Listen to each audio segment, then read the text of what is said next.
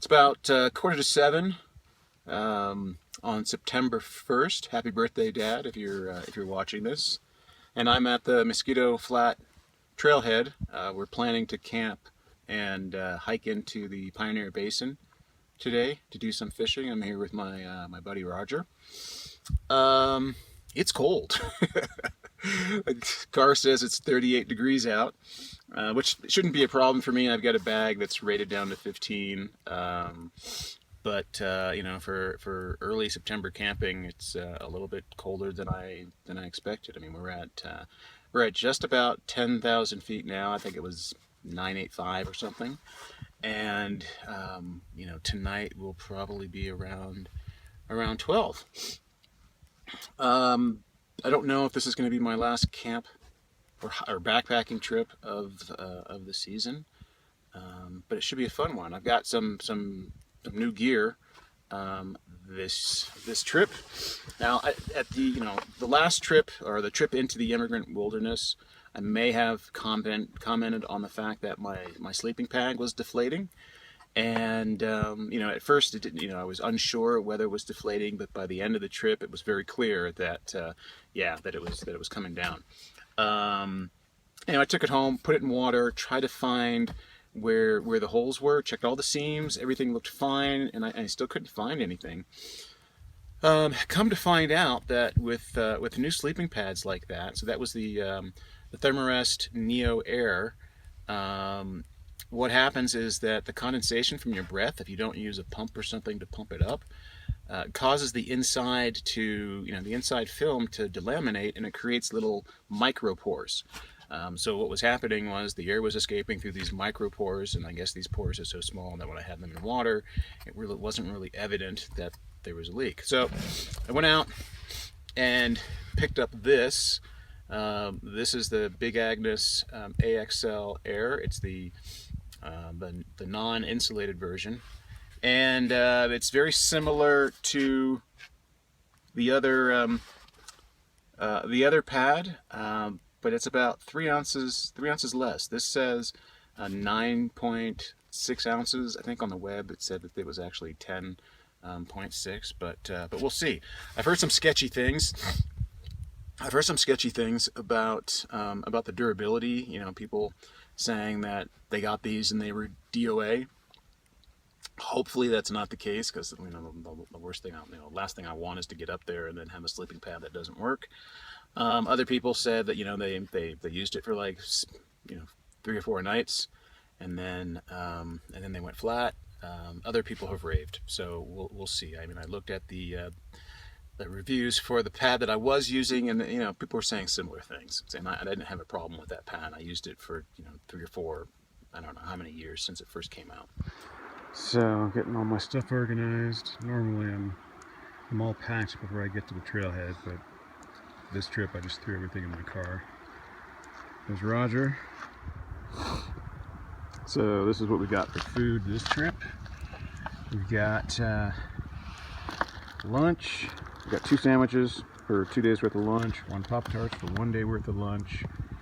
We got cracked nut butter for trail food. Got the 22 days bar, which these things are great, high in calories, but I don't know if they make them anymore. I just found this in my cabinet. This is for a snack.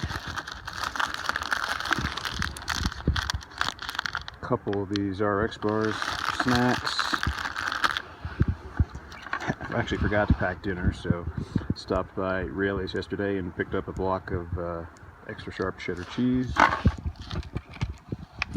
and a pack of dry salami, and that should be 2 nights worth of dinner. I think I'm going to leave the Epic bars here. I've also got some Gatorade for the hike in. I usually I fill up my bladder with half Gatorade, half water. This is the low sugar stuff. I've never tried it before. We'll see if it works. And then I've got this powdered drink, which for the life of me I can't remember what it's called right now, but I'll use that on the way out. It's got citric acid in it. Both of them have high concentrations of citric acid in it, which help me stave off headaches when I'm at altitude.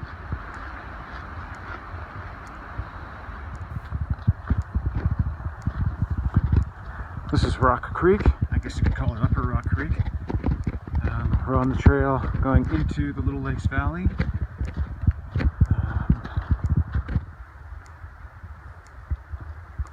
So looking back towards the trailhead.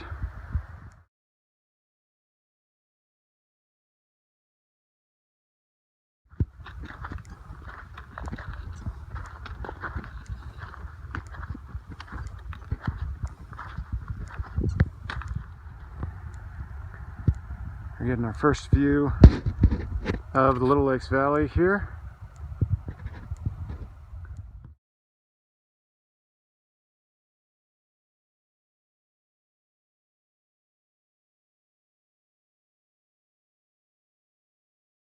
So, in this part of the Sierra, we'll see quail, we'll probably see marmots. We may, if we're lucky, see a pika, which is like a Sierra hamster. I've seen those around here, although they're kind of rare.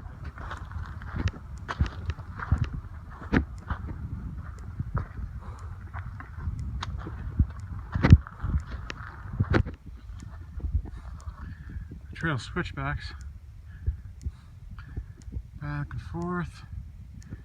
You can see the pack train up there, and I'm guessing it goes to the left. Seems like a natural saddle. We're still making our way up along the switchbacks. We can see Box Lake in the Little Lakes Valley down below with hidden lakes. And then over to our right, we've got Ruby Lake, which is the first lake that you come to on, I don't know if you would call this the Mono Pass Trail. It's definitely the Mono Pass offshoot. And then Roger says the pass is over to the right, so we're going to be switchbacking our way up to that.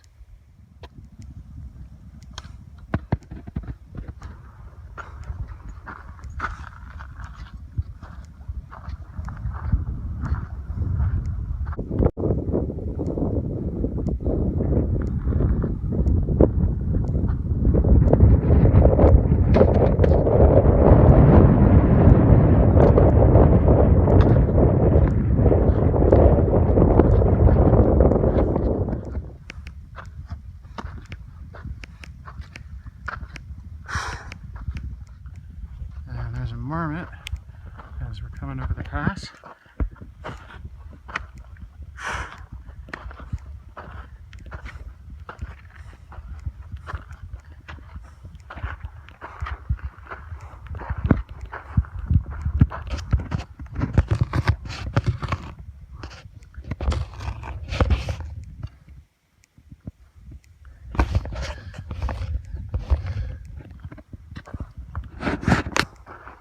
So, it looks like we've reached the top of the pass. It's pretty much all downhill once we get over this saddle. It took us, 3 hours, 15 minutes, probably an hour longer than it should have.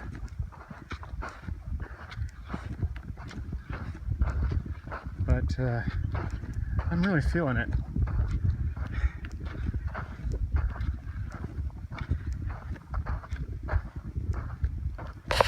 This must be Summit Lake, and looks like there are a bunch of folks around here.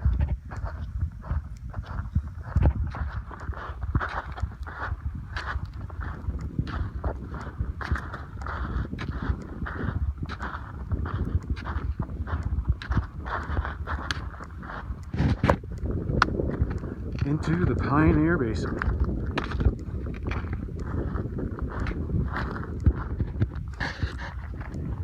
We're finally at our destination, or at least above our destination. So we're making our way down this sketchy, sandy hillside. Sandy, we've both fallen. But look at that. That inlet. Even if there's nothing really coming in there, that point that it forms, that looks amazing. I'm really eager to fish that. And then there's another point just above the inlet, and then there's a third one. So yeah, we'll see what the fish is. Here we are at the lake. It took us 5 hours to get here. That last little bit down was pretty loose, pretty sketchy.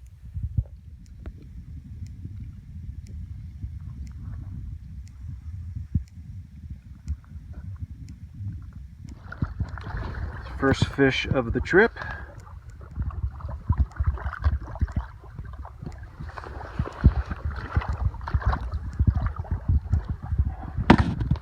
It's the middle of the afternoon, 4 o'clock, and we're not seeing that many fish. I've caught that one early on, and then I saw another one. I missed a hookup on another one.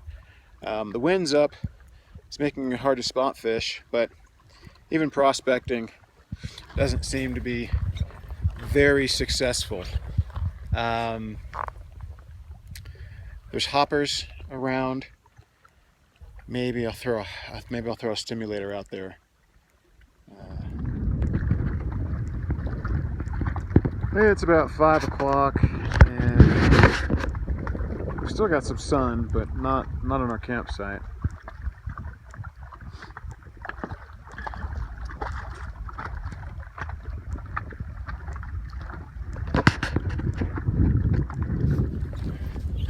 So it's about 5:30, and still only landed one fish. Kind of frustrated with myself. I had on a golden trout of a lifetime. I mean, it was easily 20 inches, and I lost it. Yeah, it was a bonehead move. I put my rod in my left hand and pinched the line so I could grab my camera, and just as I did that, the fish took off. And so broke me off, and didn't get a picture, didn't get any film. I did see it. It was huge, bright red, beautiful fish, or would have been a beautiful fish, but I guess that's fishing.